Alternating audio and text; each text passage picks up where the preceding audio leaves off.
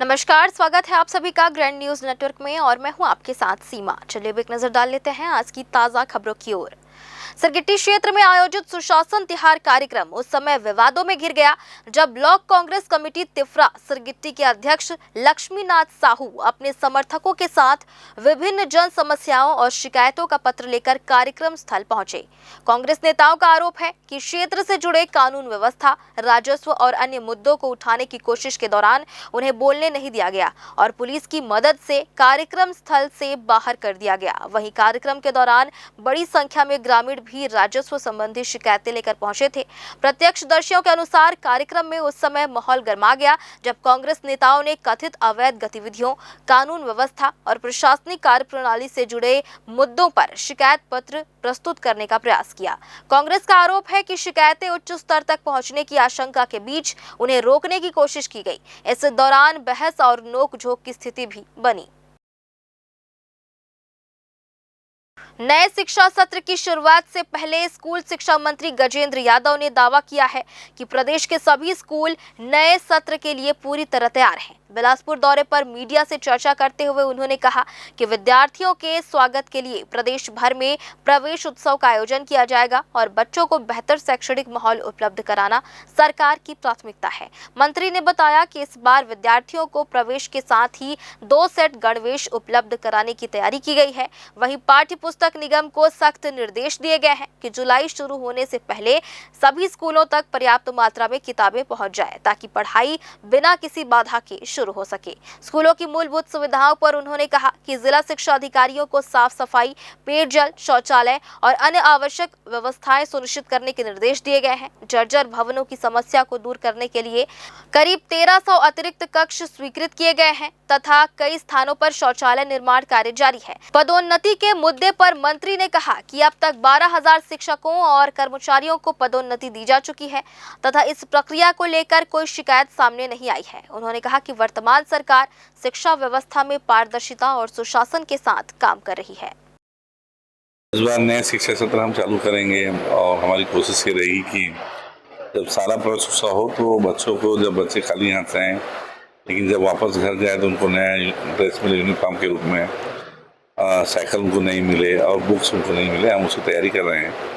शुरुआत में ही लोगों को पहले से सब सामान मिले, अपन उसकी तैयारी कर रहे हैं। ऐसा नहीं है, पिछले बार हम लोगों ने लगभग 1300 स्कूल के लिए भवन का हमने अतिरिक्त खर्च कर दिया था। इस साल भी लगभग 1300 सुपर का टारगेट किए हैं और 800 से ज़्यादा जो शौचालय नहीं है, ऐसे स्कूल जहाँ पे शौचालय भी नहीं है उनको शौचालय बनाने का प्रयास कर रहे हैं क्रमशः, क्योंकि बहुत बड़ा डिपार्टमेंट है। एक साल में सब जगह बनाना संभव नहीं है, लेकिन जहाँ जहाँ मांग आती है जिला प्रशासन से, स्थानीय जनप्रतिनिधियों की, वो मांग के आधार पे प्राथमिकता में और जो बहुत जर्जर अवस्था है उनको पहले प्रायोरिटी लेकर हम काम करा रहे हैं। 12,000 लोगों को हमने पदोन्नति दिया है, काउंसलिंग पद्धति दी है, पदोन्नति दिया है। एक व्यक्ति ने कभी कोई शिकायत नहीं किया। इसके पहले जब पूर्व सरकार में जब पदोन्नति हुआ उसमें कई लोग उसमें निलंबित करना पड़ा और अभी तो 12,000 में कहीं कोई शिकायत नहीं आई है और पदोन्नति आवश्यकता के हिसाब से हम लगातार करेंगे। इस बार हम लोगों ने बहुत कड़ाई से कहा है पाठ्य पुस्तक निगम को कि आप हर हाल में जुलाई में पूरे पुस्तक आप दें और जहाँ जहाँ साला प्रवेश उत्सव होगा उन जिलों में प्राथमिकता से आप दें और उनकी तैयारियां चल रही है। वर्ल्ड बाइसिकल डे एवं संडे ऑन साइकिल डे के अवसर पर रविवार सुबह छत्तीसगढ़ स्कूल से खेल परिसर तक भव्य साइकिल रैली का आयोजन किया गया। रैली में बड़ी संख्या में छोटे छोटे बच्चों, छात्र छात्राओं और शिक्षकों ने उत्साहपूर्वक हिस्सा लिया। इस आयोजन का उद्देश्य लोगों को स्वास्थ्य के प्रति जागरूक करना और साइकिल चलाने के महत्व को बढ़ावा देना था। सुबह 7 बजे शुरू हुई इस साइकिल रैली में बच्चों ने अनुशासित ढंग से कतारबद्ध होकर पूरे मार्ग में साइकिलिंग की और स्वस्थ रहें, साइकिल चलाएं का संदेश दिया। रैली के दौरान बच्चों में खासा उत्साह देखने को मिला। प्रतिभागियों ने साइकिल को स्वस्थ जीवन शैली का महत्वपूर्ण हिस्सा बताते हुए नियमित रूप से साइकिल चलाने का संकल्प भी लिया। इस अवसर पर शिक्षकों ने कहा कि साइकिल चलाना न केवल पर्यावरण संरक्षण में सहायक है बल्कि यह शरीर को फिट और स्वस्थ रखने का सबसे सरल एवं किफायती माध्यम भी है। नियमित साइकिलिंग से हृदय स्वास्थ्य बेहतर होता है और जीवन शैली में सकारात्मक बदलाव आता है। खेल परिसर पहुंचकर रैली रैली का समापन किया गया, जहां बच्चों को प्रोत्साहित किया गया और फिटनेस के साथ पर्यावरण संरक्षण का संदेश दिया गया। आयोजन ने लोगों को स्वस्थ जीवन शैली अपनाने और साइकिल के उपयोग को बढ़ावा देने के लिए प्रेरित किया।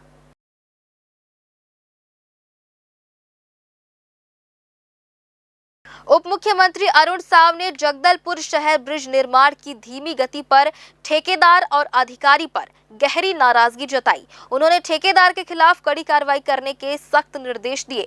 उप मुख्यमंत्री साव ने ठेकेदार को फटकार लगाते हुए कहा कि ब्रिज निर्माण कार्य धीमी क्यों है? आप काम अपनी मर्जी से लिए हैं, शहर के मुख्य ब्रिज को ऐसे हाल में छोड़ा है। उप मुख्यमंत्री ने कहा कि ब्रिज का निर्माण 2024 में पूरा हो जाना चाहिए था, लेकिन ये 2026 तक पूरा नहीं हुआ है। ये सिर्फ नोटिस से डरने वाले नहीं हैं। अरुण साव ने नाराजगी जताते हुए कहा है कि आप एसडीओ किस बात के लिए हैं? क्यों 2024 में काम पूरा नहीं हुआ? काम में गति कौन लाएगा? काम में लापरवाही बर्दाश्त नहीं की जाएगी। सबकी जवाबदेही तय है। लोक शिक्षण संचालनालय ने युक्तियुक्तकरण के बाद नई पद स्थापना पर कार्यभार ग्रहण न करने वाले शिक्षकों पर कार्रवाई में ढिलाई बरतने वाले 5 जेडी यानी संयुक्त संचालक और 33 डीओ यानी जिला शिक्षा अधिकारी को कारण बताओ नोटिस जारी कर 3 दिनों के भीतर स्पष्टीकरण मांगा है।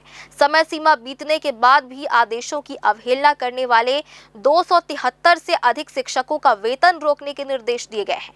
अधिकारियों द्वारा इन मामलों की तथ्यात्मक जानकारी और प्रस्ताव संचालनालय को न भेजने को छत्तीसगढ़ सिविल सेवा नियम 1965 का उल्लंघन माना गया है। गौरतलब है कि पूर्व में बिलासपुर हाई कोर्ट ने भी युक्तियुक्तकरण में अनियमितता और रिलीव न किए जाने के मामलों पर असंतुष्ट शिक्षकों को जिला स्तरीय आवेदन प्रस्तुत करने का निर्देश दिया था, जिसके बाद अब लापरवाह अधिकारियों और शिक्षकों पर विभागीय शिकंजा कस दिया गया है। 2024 में पूरा होने का काम मीट 26 हो गया। काम करने की नियत है कि नहीं है? क्या इंस्ट्रक्शन है आपको मालिक से आपकी? फरवरी तक खत्म कर देंगे। फरवरी 26 27 आपको भी मजाक सूझा है? किससे क्या बात कर रहे हो?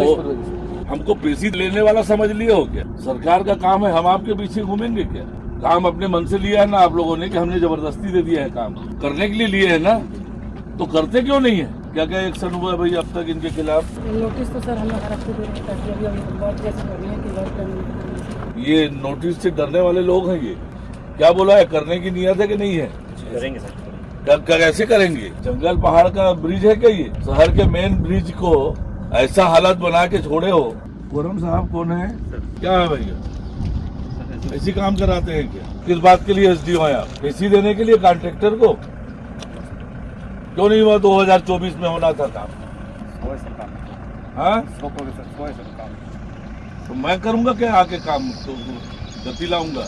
कड़ा एक्शन करिए भाई एजेंसी के खिलाफ, ऐसा नहीं चलेगा। बिलासपुर के पचपेड़ी थाना क्षेत्र के अंतर्गत ग्राम विद्याडीह में शनिवार शाम को एक युवक की नदी में डूबने से असमय मौत हो गई, जिससे पूरे गांव में शोक की लहर दौड़ गई है। जानकारी के अनुसार 31 वर्षीय राज टंडन उर्फ गोलू पिता रामदास टंडन शाम करीब 5 बजे लीलागर नदी में बने एनीकट में नहाने गया था, लेकिन जब वह देर शाम तक घर नहीं लौटा तो परिजनों और ग्रामीणों ने उसकी तलाश शुरू की। खोजबीन के दौरान एनीकट के पानी में तट से लगभग 10 फीट दूर राज का शव तैरता हुआ मिला, जिसकी सूचना पचपेड़ी पुलिस को दी गई। मौके पर पहुंची पुलिस ने ग्रामीणों की मदद से शव को बाहर निकालकर पंचनामा तैयार किया और पोस्टमार्टम के लिए भेज दिया है। शुरुआती जांच में मौत का कारण डूबना माना जा रहा है, जिसकी पुष्टि पोस्टमार्टम रिपोर्ट आने के बाद होगी। बिलासपुर के रतनपुर क्षेत्र में ग्राम पोड़ी नवागांव निवासी 50 वर्षीय कुमारी बाई साहू की एक निजी नर्सिंग होम में ऑपरेशन के दौरान संदिग्ध परिस्थितियों में मौत हो गई, जिसके बाद परिजनों ने अस्पताल प्रबंधन पर डॉक्टर नेहल झा पर गंभीर लापरवाही का आरोप लगाते हुए रतनपुर थाने में शिकायत दर्ज कराई है।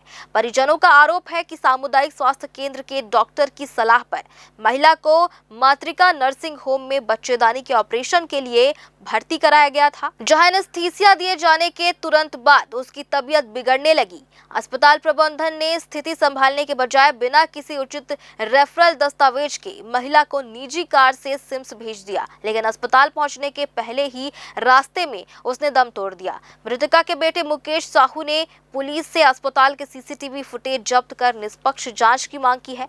वहीं पुलिस ने पोस्टमार्टम रिपोर्ट और साक्ष्यों के आधार पर आगे की कानूनी कार्रवाई शुरू कर दी है।